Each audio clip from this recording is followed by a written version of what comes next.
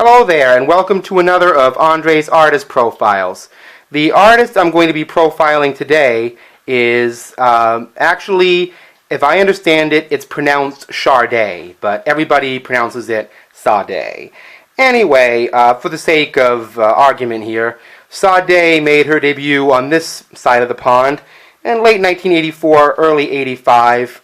Sade, by the way, is the name of the lead singer, as shown here, but also is a plural word, like Tony Orlando's Dawn, which actually refers to a band, at least according to Sade Adu here, who is a African-descended Londoner.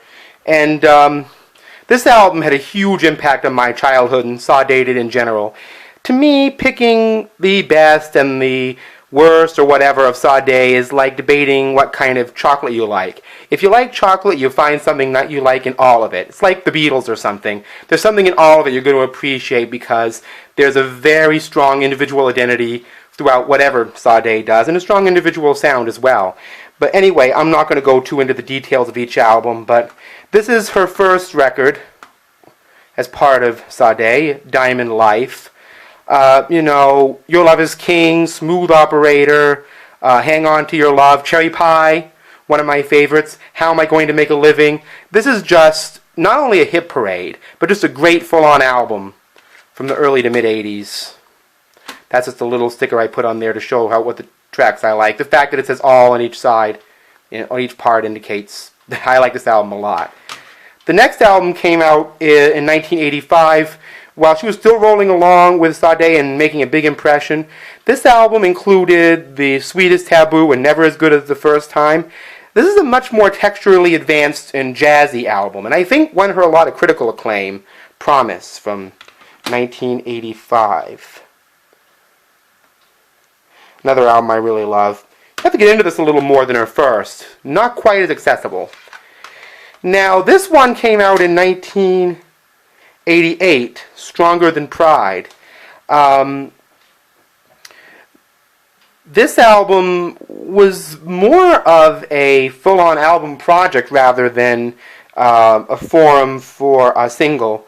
Paradise was, I believe, a hit from this album, as was Stronger Than Pride, and it really established the kind of stripped-down sound that would define Sade a little bit later on, which, of course, made a big difference when the band came back after everybody kind of thought they may have gone away, about 5 years after this, in 1992, with Love Deluxe. Now, Cherish of the Day and No Ordinary Love aside, a lot of people hold with the contention that this is Sade's very best album, but, it's really tough to tell.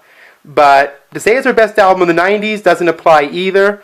I keep saying her. Sade is a band, just going by what she wants, and what probably is.